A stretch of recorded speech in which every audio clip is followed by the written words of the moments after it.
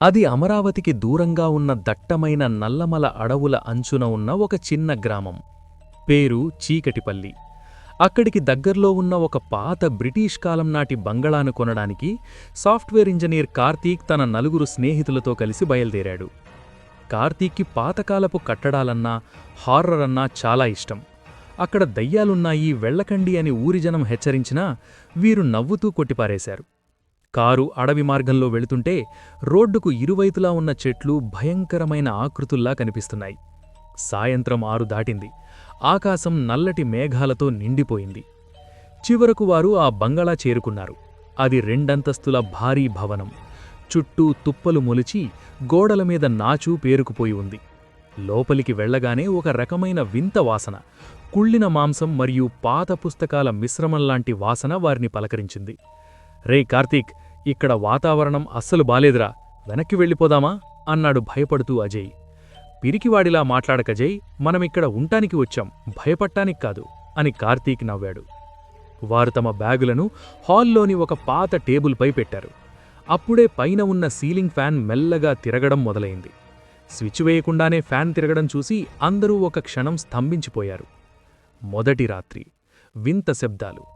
రాత్రి 10 గంటలు దాటింది. బయట భారీ వర్షం మొదలైంది. పిడుగుల శబ్దానికి ఆ బంగళా గోడలు వణుకుతిన్నాయి. అందరూ కలిసి హాల్లోనే పడుకోవాలని నిర్ణయించుకున్నారు. సరిగ్గా అర్ధరాత్రి 12 గంటలకు పైన ఉన్న గదిలో ఎవరో నడుస్తున్నట్లు శబ్దం వినిపించింది. టక్ టక్ టక్, ఒక భారమైన అడుగుల చప్పుడు. కార్తీక్ తన టార్చ్ లైట్ తీసుకుని పైకి వెళ్లాలనుకున్నాడు. మిగిలినవారు వద్దు అని వారించినా వినలేదు. వాడు మెట్లు ఎక్కుతుంటే ఆ మెట్లు చేసే కీచ్ కీచ్ శబ్దం ఆ నిశ్శబ్దంలో భయంకరంగా వినిపించింది. పైకి వెళ్లిన కార్తీక్ గది తలుపు తీశాడు. లోపల ఏమీ లేదు. కేవలం ఒక పాత ఇరుప మంచం, దాని పక్కన ఒక విరిగిపోయిన అద్దం ఉంది. కార్తీక్ టార్చ్ లైట్ అద్దం మీద పడింది. అద్దంలో తన వెనుక ఎవరో ఒక స్త్రీ నిలబడి ఉన్నట్లు కనిపించింది. ఆమె జుట్టు విరబోసుకుని కళ్ళు ఎర్రగా ఉన్నాయి. వాడు వెనక్కి తిరిగి చూస్తే అక్కడ ఎవరూ లేరు. మళ్లీ అద్దంలో చూస్తే ఆమె ఇప్పుడు మరింత దగ్గరగా ఉంది. కార్తీక్ భయంతో కిందకు పరిగెత్తుకుంటూ వచ్చాడు. కాని కింద హాల్లోకి రాగానే వాడికి మరో షాక్ తగిలింది. అక్కడ అజయ్ లేడు. అజయ్ ఏడి అని అడిగాడు కార్తీక్. వాడిప్పుడే వాష్రూమ్కి వెళ్తున్నానని అటు వెళ్ళాడురా అని శ్వేత చెప్పింది. అరగంట దాటినా అజయ్ రాలేదు. వారు అరిచి పిలిచినా సమాధానం లేదు. కిచెన్ వైపు వెళ్లిన వారికి అక్కడ నేలమీద రక్తం చుక్కలు కనిపించాయి. ఆ చుక్కలు కిచెన్లో ఉన్న ఒక పాత బావి వైపు వెడుతున్నాయి. బావి లోపలికి టార్చు వేసి చూసిన వారికి గుండె ఆగిపోయినంత పనైంది. అజయ్ అక్కడ వేలాడుతున్నాడు. కాని వాడు మనిషిలా లేడు. ఏదో ఒక వింత ఆకారం వాడిని తింటున్నట్లు ఉంది. ప్రాణభయంతో వారు బయటకు పరిగెత్తడానికి ప్రయత్నించినా ప్రధాన దర్వాజా ఎంత ప్రయత్నించినా మొండికేసింది. అప్పుడే హాల్లోని గోడమీద ఉన్న ఒక పాత ఫోటో వెనుక నుంచి ఒక డైరీ దొరికింది. అది ఆ బంగళా మొదటి యజమానిది. అందులో ఇలా రాసి ఉంది: ఈ నేల శాపగ్రస్తమైనది. ఇక్కడ 100 ఏళ్ల క్రితం ఒక క్షుద్ర పుజారి తన శక్తుల కోసం తన కుటుంబాన్నే బలిచ్చాడు. ఆ ఆత్మలు ఇప్పుడు ఇక్కడికి వచ్చేవారి ప్రాణాలను కోరుతున్నాయి. ఈ బంగళా నుంచి బయటపడాలంటే సూర్యోదయం వరకు ఆగాలి, లేదా ఆ క్షుద్ర పుజారి కపాలం ఎక్కడుందో కనుగొని దాన్ని పగలగొట్టాలి.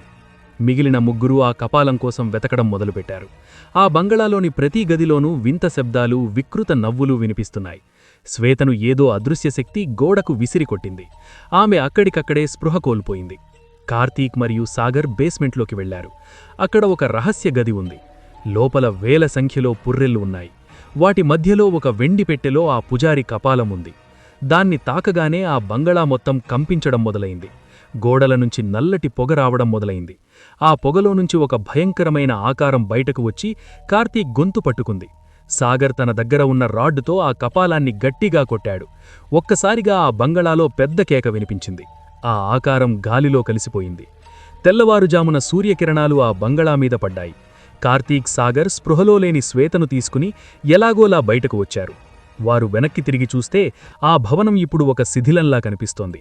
అది అసలు బంగళా కాదు, అది ఒక భ్రమ అని వారికి అర్థమైంది. అజయ్ మృతదేహం కూడా దొరకలేదు. ఆ అడవి అతణ్ణి మింగేసింది. ఆ రోజునుంచి కార్తీక్కి నిశ్శబ్దమంటే భయం. ఎందుకంటే ఆ నిశ్శబ్దంలోనే ఆ భయంకరమైన కేకలు అతనికి వినిపిస్తూనే ఉన్నాయి.